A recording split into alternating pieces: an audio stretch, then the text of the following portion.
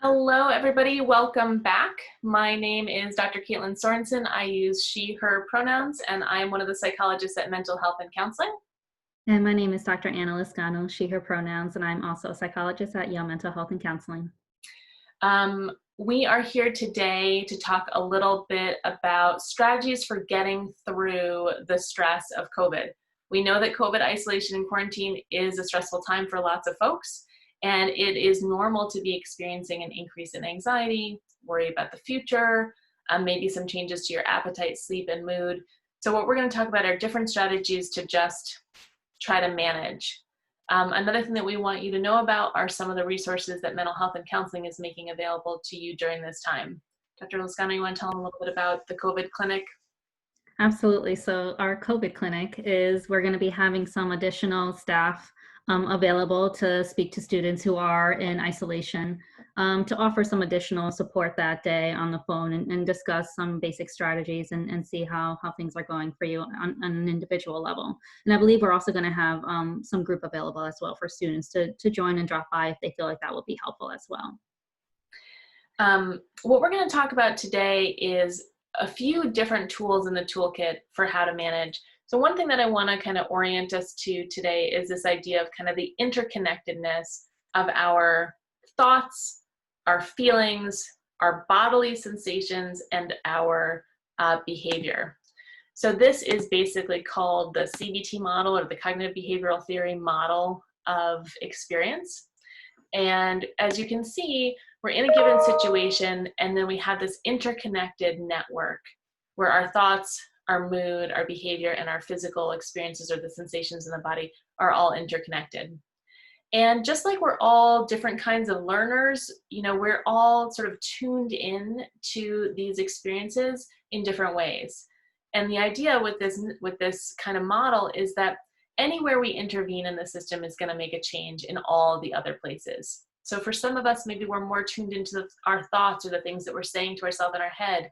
For other people, maybe we're really tuned into our body and the physical sensations that we have in the body. It doesn't matter where you intervene. There's lots of ways to make changes in the system. We're going to talk a little bit about some of those different ways today. So in terms of like our thoughts or the things that we say to ourselves in our head, we know with anxiety that our thoughts can have a powerful role in both like ramping the anxiety up as well as helping the anxiety settle down. So what happens with anxiety is that we often have kind of worst case scenario thinking, kind of jumping to conclusions thinking, kind of extreme thinking, like, what if the worst thing happens? What if I can't manage the bad outcome in the future? A lot of kind of future-oriented worry. And when we have those kinds of thoughts, it actually makes the anxiety go up. Right. So there's kind of like a disconnect almost between the level of anxiety that we're experiencing and the severity of the situation itself too. Exactly. And so one of the strategies that we can utilize is called like kind of cognitive coping, or basically like kind of like self-soothing self-talk. And the reason why this is so helpful is because anxiety wants reassurance. And when we say to ourselves in our head, like, something terrible is going to happen and I'm not going to be able to manage, that makes our anxiety go up. But these coping statements can kind of help our body start to kind of calm itself down so that we can make a different set of decisions. And so when we say to ourselves something like, I'm stronger than I give myself credit for, and I've gotten through hard things before, that causes much less sort of wear and tear on our emotions and our physical sensations in the body, and helps our anxiety calm down a little bit more. So we'll put a link to this JPEG on the site as well for today. But go ahead. I know something that's been useful for some of my students is they'll write down some of these, the ones that especially stick out more for them that they can relate to, and they'll put it on Post-its or like write it on their mirrors to kind of be able to remind themselves, because in the moment when you're feeling anxious, sometimes we have a hard time kind of recalling things and thinking. So if you have that visual thing like right in front of you, that could be very helpful. Absolutely. I love that idea. I love the Post-it idea. Another thing that we want to talk about is just the idea of like a little distraction. So Psychologists tend to like not promote distraction that often. And if you're in therapy, maybe you're working with your therapist on like not avoiding the things that make you anxious. And generally speaking, that is a good strategy. But sometimes for short periods of time, for short-term stuff, a little distraction can be a very healthy way to just kind of keep it moving. So what are some things that we might use as healthy distractions? Right. I think it honestly depends on the individual. Some people will find certain distractions more enjoyable, and others will find some a little bit more anxiety provoking and maybe make the situation a little bit worse. So some people will find getting very much involved in their studies and kind of just plugging away on some work and being able to be productive is something that they can do still while they are in isolation, while others feel like it's very, very difficult for them to concentrate and be able to get things done. So maybe some other strategies like uh, maybe bird watching, something maybe different to do, or something like reading a good book that you really enjoy, or maybe, watching a couple movies here and there can be helpful. Yeah, crafts, even video games, talking on the phone to a friend, obviously like everybody's different and we have to kind of find what works for us. And I think it's also important in this situation we can't compare ourselves too much to other people because everyone's COVID quarantine experience is going to be different. So a Absolutely. little healthy distraction can sometimes just help to kind of move us along, right? Our feelings change. They are not permanent states. They kind of come in and out like the waves of the ocean. And Mhm. sometimes a little healthy distraction can just help that particular wave crest and wash away. And I think it's very important to kind of check in with yourself too after you do a particular distracting task to see, was that helpful? How am I feeling right now? Am I feeling more anxious, less anxious? And then you kind of know next time what might be a good thing to kind of go and use. Absolutely.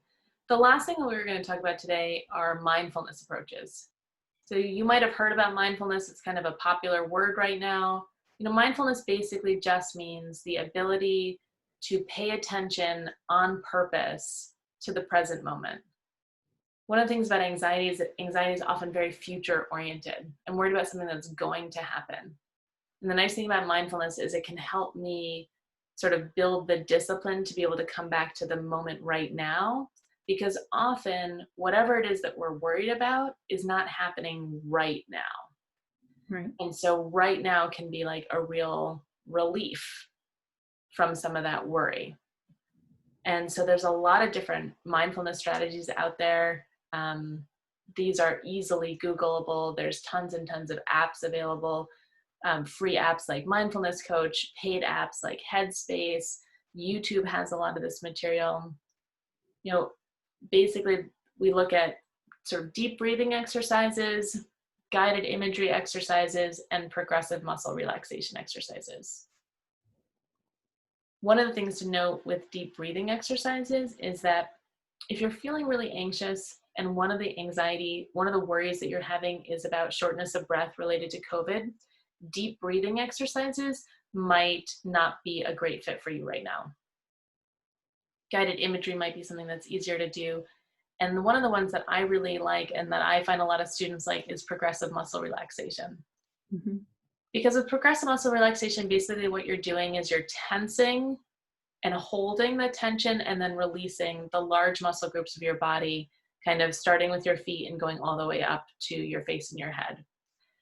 And because there's sort of more to like do in your mind as you have to like move from body part to body part, people who are struggling with anxiety sometimes find it a little bit more doable because they don't just have to sort of sit there with their anxious thoughts. There's something to kind of occupy your mind.